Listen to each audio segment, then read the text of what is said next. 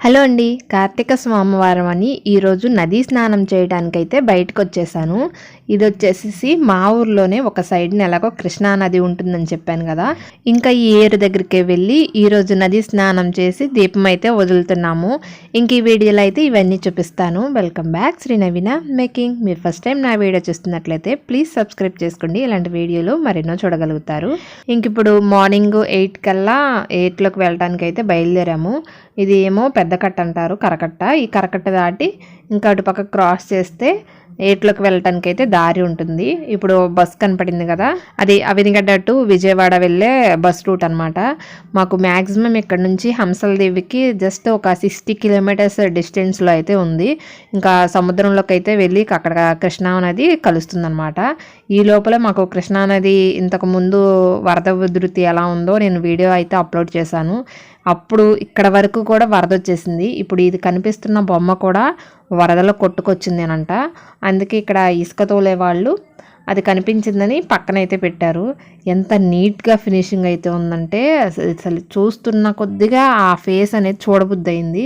అంత బాగా చెక్కారు ఆ చెక్కనైతే. ఇంకెక్కడ వచ్చేసి వినాయక చవితి అప్పుడు మేము లాస్ట్ టైము పిల్లల బొమ్మల్ని ఇక్కడైతే వేసాము. అంటే అప్పటికి వరద అనేది బాగా ఎక్కువగా ఉంది. అంటే అప్పుడు కృష్ణా నది బాగా ఫ్లోటింగ్ వచ్చింది, అంటే విజయవాడ వరదల వల్ల కానీ అలాగా.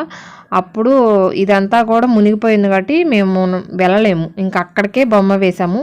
బొమ్మ వేసిన జస్ట్ 1 డేకే వరద అనేది తగ్గింది. ఇంకా ఏర్లోకి అయితే నీళ్ళు వెళ్ళిపోయాయి. ఇంకా ఇప్పుడు చూస్తున్నారు కదా, ఇదంతా కూడా ఏరియా అంటారు. అంటే ఇసుక ఇప్పుడు అది తోలుతున్నారు, అందుకే ఎడ్ల బండ్లు అయితే అక్కడ ఉన్నాయి. ఇంక ఇలాగా ముందుకు నడుచుకుంటూ వెళ్తుంటే అదిగోండి వాటర్ అక్కడక్కడ కనిపిస్తున్నాయి కదా. ఇంకా అలాగే కొంచెం ముందుకు వెళ్తే వాటర్ ఫ్లోటింగ్ అయితే కనిపిస్తుంది. ఇంకా అక్కడికి వెళ్ళేసరికి ఆల్రెడీ కొంతమంది అయితే ఉన్నారు, ఊళ్ళో వాళ్ళే అనమాట. పెద్దమ్మలు, అత్తయ్యలు, వాళ్ళు వాళ్ళందరూ కూడా నదీ స్నానం చేసి అప్పుడే బయటకు వస్తున్నారు. వాళ్ళు మాకన్నా ముందే వచ్చేసి స్నానం అయిపోయింది, ఇంకా ఇంటికైతే వెళ్ళిపోతున్నారు. ఇంక ఇక్కడ మేము నదీ స్నానం ఒక్కటే కాకుండా దీపం కూడా పెడదాం అనుకున్నాము. అంటే నదిలో దీపం వదులుతారు కదా, ఇంకా ఆ నదిలో దీపం వదిలేటప్పుడే ముందేమో ఇక్కడ అందరం కలిసి పొడి బట్టలుగా ఉన్నప్పుడే దీపం అయితే వెలిగేయాలి.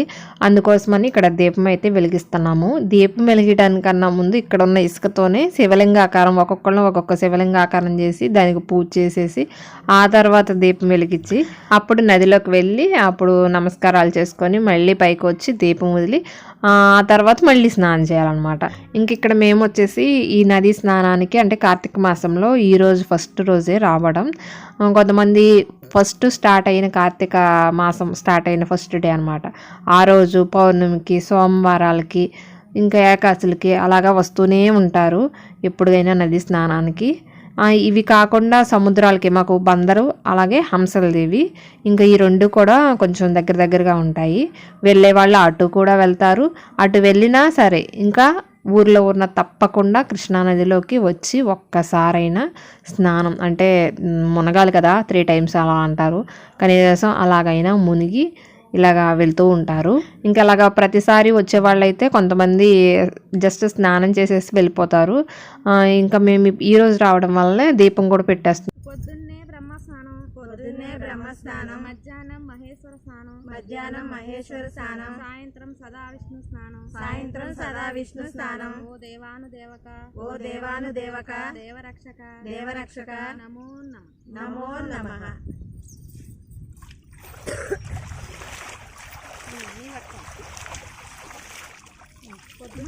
పొద్దున్నే బ్రహ్మ స్నానం, మధ్యాహ్నం మహేశ్వర స్నానం, సాయంత్రం సదా విష్ణు స్నానం, ఓ దేవానుదేవక దేవరక్షక నమో నమః.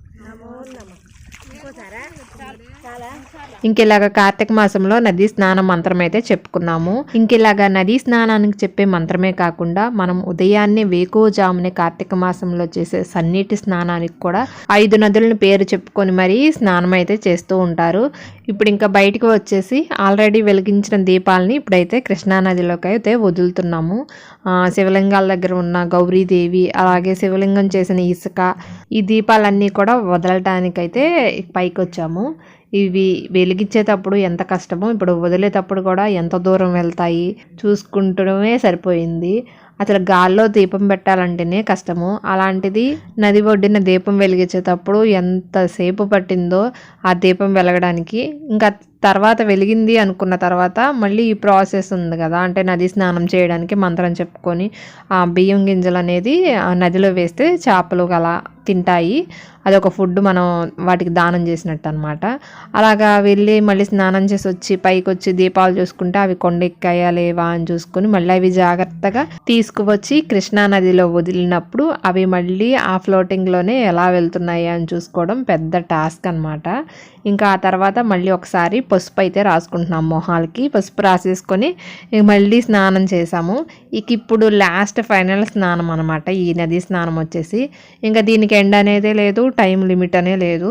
ఇంకా దీపం వదిలేసాము. ఇంకా మధ్యాహ్నం అయ్యే లోపల ఇంటికి వెళ్ళాలి కాబట్టి మినిమం ఒక 1 అవర్ వరకు ఇక్కడే స్పెండ్ చేసి అప్పుడు కృష్ణా నదిలోంచి బయటికి అయితే వచ్చాము. ఇంకా బయటకు వచ్చిన తర్వాత అందరం కూడా ఒకరికొకరు బొట్టు అయితే పెట్టుకుంటున్నాము. ఈ బొట్టు పెట్టుకున్నంతసేపు కూడా చుట్టూ గాలి వల్ల కుంకుమ వచ్చేసి మళ్ళీ కళ్ళలోనే పడిపోతుంది అందరికీ కూడా. ఇంకా అందరం బొట్టు పెట్టేసుకుని ఇంకా ఇంటికైతే వెళ్ళిపోయాము. ఇలా ఈరోజు కార్తీక సోమవారం రోజున కృష్ణా నదిలో నది స్నానం అన్నమాట.